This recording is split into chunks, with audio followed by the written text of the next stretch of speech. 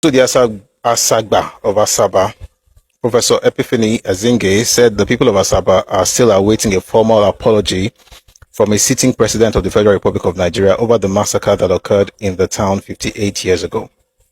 Now, in the comment section, you have people saying things like, what's the big deal? Is it because we have a Yoruba president now that you're asking? How come nobody talked when Goodluck Jonathan was the president, or when Buhari was the president? Why do they have to wait for Yoruba to be president? You can say that if you like, but for me, I think it's a valid statement to say that they want a form of apology from a sitting president. It makes sense if you really think about it. Because yes, we can actually go into the details and say, oh, this person did something here. The Igbo shouldn't have done this. Nigeria shouldn't have done this. But at the end of the day, a lot of people were killed in Asaba, and it was a terrible, terrible thing. And, a couple of days ago, I was talking about Sowore, who we're still going to refer to today, by the way, when he said he's going to apologize to Igbo people. And I was like, that is absolutely ridiculous. It's something that should never happen.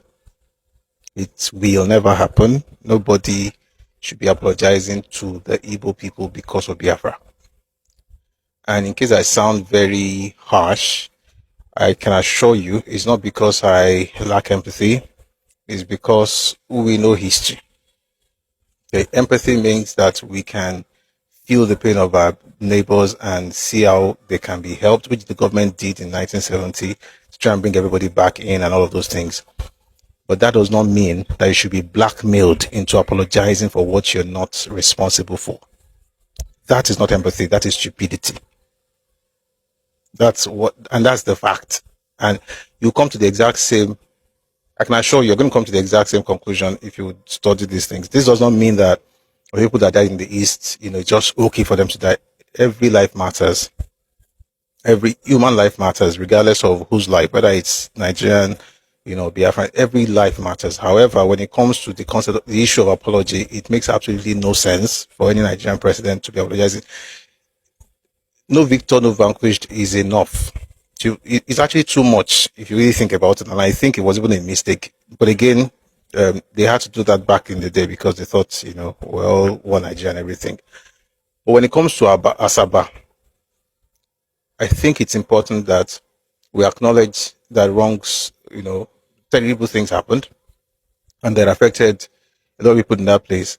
Yes, we can talk about what they did. And they did some things that actually warranted stuff. But even then, the killings were unnecessary. It was too much. Okay. So I hope at some point that conversation will come. However, we also have to make it very clear that it's not an apology to Biafra. Biafra should be apologizing to every Nigerian for the rest of, as long as we're all alive, as long as the nation still exists, as long as human beings still breathe in the place called Nigeria. The folks from, not even Biafra, from East Central State of 1967, the people in the East Central State should be apologizing to the entire country, particularly folks in the Southeastern State and in River State. In fact, let me even count the states: Akwa Ibom, Cross River, Rivers, Bayelsa, Delta, Ondo, Benue, and Kogi states, and Lagos State. If you are from the 5 southeastern states, you have at least 10 states first apologize to for the, like, not just a warm up. You have to apologize to River State, to Cross River State, to Akwa Ibom State, to Bayelsa State, to Kogi State, to Benue State, to Edo State, to Delta State, to Ondo State, and to Lagos State.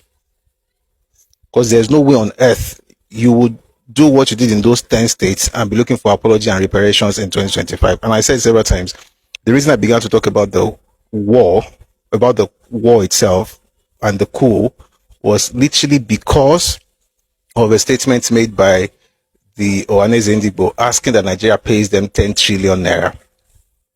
And when I saw it, I was like, something is wrong here. This can't be. Because they had said it about 20 years ago to another generation. They were asking for 8.76 trillion or thereabout during the Oputa panel. That one died down. They now resurrected it in 2025. So I was like, okay, let's go deep into this and actually uncover what really happened. Okay, so if you're looking for apology, Asaba, I believe it makes sense, right, based on the things that happened. But it's not today's topic. We're just reading the news. But based on what happened, if the Asagba is talking about apology, I think it makes sense. But if anybody from across the Niger ever thinks of the possibility of anybody apologizing, that person will have that wish in their heart till they go back to their maker, because it's not going to ever happen. May God rest the soul of the dead. May God heal our land. Amen.